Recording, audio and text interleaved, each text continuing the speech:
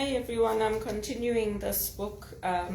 Sometimes you win, sometimes you learn, and continuing to reflect on Marshall's life and how he developed a strong work ethic after his parents left. He got a job doing tricks in front of a shop, and at that time bicycles were all the rage. So he started to participate in bicycle races, and he won the races because he used to cycle to and from work, so that kept him fit and healthy, and the business owners didn't know that. So sometimes the things that we do in adversity, they strengthen us for what's to come, for the good things that are to come to us in life. And at the beginning, Marshall faced adversity because he was a young black man. And so what people used to do was they used to deliberately cause problems for him, create stumbling blocks, make sure he was left out. And people used to call him Major because they dressed him up in a military-style uniform. So that's the same thing that people have done to me in Canada. When I was volunteering at Credit Suisse, I was only there for 6 months. And look how many years they caused problems for me for. Because the analysts I worked with liked me, and they didn't like how the executive were treating me. So when they had their events where they were doing their fundraising, some of the executive wanted me to come. So I went to the manager that I reported to, and I said to her, can I come to this? They're doing a bicycle and walking or running race, something like that, and they asked me to come, and she's like, I haven't decided whether I want you there or not. I'll let you know. And then she left me out. So sometimes that happens when you're in an office and everybody likes you. It causes animosity. But it's been a part of my journey as a visible minority. And it's something that it's ongoing. So even the things that have happened to me with this harassment and all that, when the police called me to the station, I got a shock. I was like, what do you mean it's my family? And they obviously must have thought I was just causing a problem for the police, because my sister doesn't even talk to me. She hasn't been in touch with me in 12 years. And then she tells everybody she was worried about me. This is her love for me. I always do well. I built strong relationships. I've met Chris, who is an astronaut for Canada, for NASA. I've met reporters at the places I volunteered at for conferences, law conferences, and at the HRPA annual conference. I've met amazing people. I've built relationships with Mansbridge. I've built relationships with St. Andrew's Club and Conference Center, and people remember me.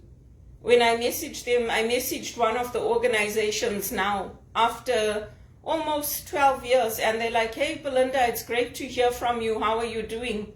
We'll include you on our list for events, and we hope you can come out. So that's the kind of relationships I developed. And it's not fair for people to go around telling people they were worried about me, then do things behind my back, organize things with the police, and not even talk to me. Not even say to me, we're worried about you, we want to know how you are. Nothing. So I got a shock. And then when the police forced me to do that psychiatric assessment, that was another shock. It was very, very sad for me. As a woman who came into this country and who educated myself, who got my opportunities on my own, who did everything on my own, it was very, very sad for me. And when my brother told me she was just worried, I said, worried about what? I said, you people don't even talk to me, you don't even keep in touch with me on a regular basis, and then you're telling the police you were worried about me. I said, that's not right. So I don't even talk about them. Even one of the ladies I worked with at TD, when she came here to my place, she had a Shopify business, so she wanted to know if I was interested in doing it. And I said to her, you know what, I did Primerica, and you need a car for these things. I don't have a car to go around. She said, oh, I'll pick you up. So I said to her, yeah, at the beginning you'll pick me up, just like Richard Knock used to pick me up. And then after that, after a while, you'll get tired of it. You'll say, you know what, now I've got my children's things, I've got this, I've got that. I don't want to pick you up anymore. Can't you find your own way to the conventions and the meetings and everything? So I said to her, I have to recognize my limitations as well. And I have to work within those limitations. So she said, okay, I do understand. And Shopify is a very successful business. Lots of women do it, women and men.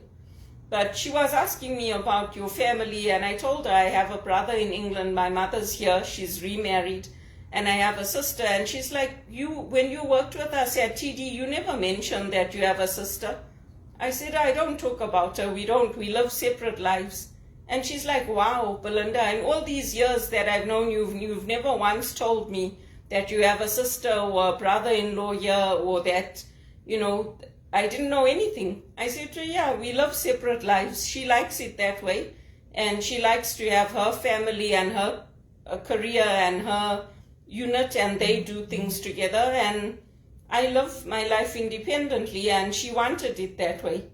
So she's like, oh, wow, I didn't know. So she said, so you found everything on your own? I said, yeah, I found everything on my own.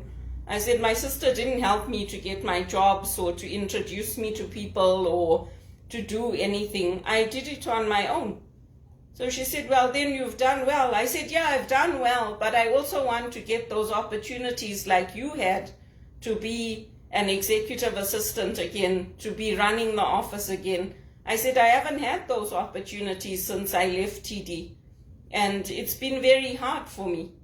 And it's not fair for people to keep calling everyone, calling the security guards, calling my managers, calling everywhere I'm going, saying, oh, we worried about her, because it creates a bad impression of me. I don't do that to other people. If people want to stay in touch with me, they have the freedom to. If they don't want to, I leave them, because it's not worth it. And for the amount of money that the police spent on that case, I mean, it's just ridiculous. I had no idea, no clue what was going on. It's ridiculous. So, adversity sometimes teaches us. So now what I do, even if I hear people calling them whatever, I just move on. I do whatever I need to do, and I get my groceries, I come home, I go to my meetings, and I just leave them. Because there was no need, and they were even ordered by the police. Officer Summers said to me, I'll tell them to stop tracking you and to stop calling your workplaces and to stop calling your going to the church or wherever. I said, yes, please tell them, because I don't like it and I don't deserve it. So even the police told him, there is nothing to worry about. And if that kind of worry starts to debilitate you to the point where you're just sitting down and crying, you actually need to get help. You need to go and talk to people in the church, or you need to go and get some type of counseling, because it's not fair to destroy a person who is healthy and who is doing well, because you can't handle your emotions, and you are worried, and you have a certain worldview which says there's something wrong with Belinda. We need to watch her. We need to watch where she's going, what she's doing, who she's associating with. I mean, the people that know me they're not nobodies. Chris Hadfield is not a nobody. That reporter that worked for CBC that came to speak to us is not a nobody. Usher's not a nobody. Bono's not a nobody. These are the people that I've been helping, that I've been volunteering with.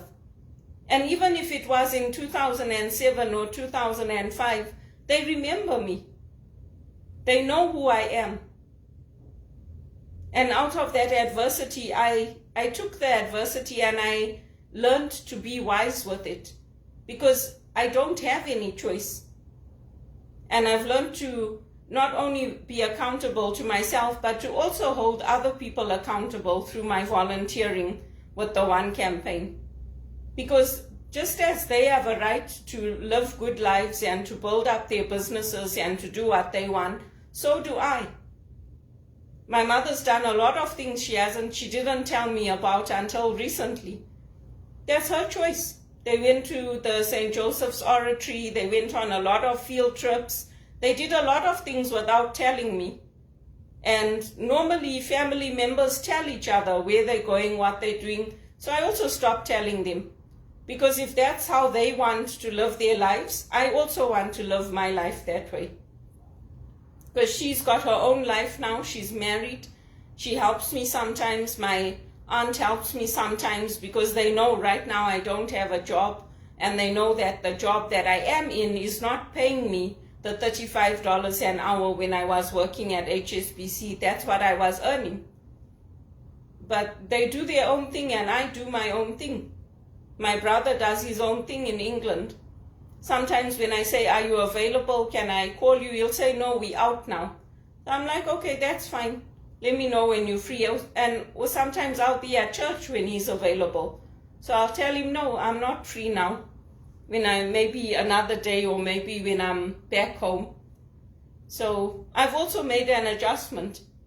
With the old days when we had phones, the phones were on the wall or they were plugged in. So even if the phone rang, you could just leave it, not pick it up. Today, people want to be notified. You have to message them and say, is this a good time to call? Because they may have company. So if that's how they want it, that's how I treat them. With my friends, I'll just call them. If they pick up, they pick up. If they don't pick up, they don't pick up. But with the family, I treat them how they want to be treated. So they also have to give me that same space. And I'm not giving up because I know I have a very good reputation in the banks, with Mansbridge outplacement services, with the outplacement services I went to when I was looking for work, with HRPA. I know my reputation is strong with them and they value me. Even at my work at Teleperformance, I'm a valued member of the team. And so they're not worried about me because they know I'm honest. If I have a doctor's appointment, I send them the letters, I show them where I'm going. I have a good reputation in Canada. And the banks are disgusted with what Eddie's done to me. They can't believe it. People start crying when they see what he did to me and how I was tracked and followed by the family. They can't believe it. They're like, why? Did you do something to them? I said, no, I didn't do anything to them. So they're like, didn't they even talk to you and tell you that they want to know where you're going? They're having you tracked? I said, no, they didn't tell me anything. People don't like what Christine did to me and what was put into place because it was not deserved. So we have to learn from adversity. The same way Marshall learned from adversity when he was on his own, we also have to do that. I was on my own in South Africa. I did very well. I was on my own in England. I did very well. There's nothing wrong with me. Now I have to watch my blood sugar levels are high, so I have to exercise. I have to bring them down. I have to make sure I don't eat and drink things with too much sugar in them. But all these things are manageable. They're not impossible. And why would I do it to myself knowing that there's diabetes in the family? I wouldn't. Obviously, I'm going to cut out the potatoes, the starchy foods, all of that, because I don't want to go blind. I already had eye problems from the time I was a kid. I wear eyeglasses. So it's good to learn from adversity. And also, I don't listen to people. Even if people tell me, oh yeah, come, let's go drinking or whatever, I don't go. I might have a drink in my own home. But now that I know my blood sugar levels are high, I'll cut out the sweets, the chocolates, the potatoes, the starchy foods. I'll manage it until I bring it back down to a level where my doctor and I are happy together. So we work very closely together, my doctor and I. And if I don't understand something, I ask him. Now I'm older, I have to take calcium tablets. Those calcium tablets upset my stomach. But I have to take them, so I'll be taking them. But these are the teachings that we can take from John Maxwell, and we can apply them to our lives, to our work, to learning how to manage relationships, manage our health, build relationships. Yesterday, I took some time and I logged into John Maxwell, and I listened to some of the calls. So I don't just waste my time when I'm at home. I make sure that I'm learning, that I'm growing. I clean my place from top to bottom. I like to live in a clean space. I don't like to live with clutter and dirtiness and all that. I keep my place clean. I sweep, I vacuum. I do my laundry once a week or twice a week if I need to.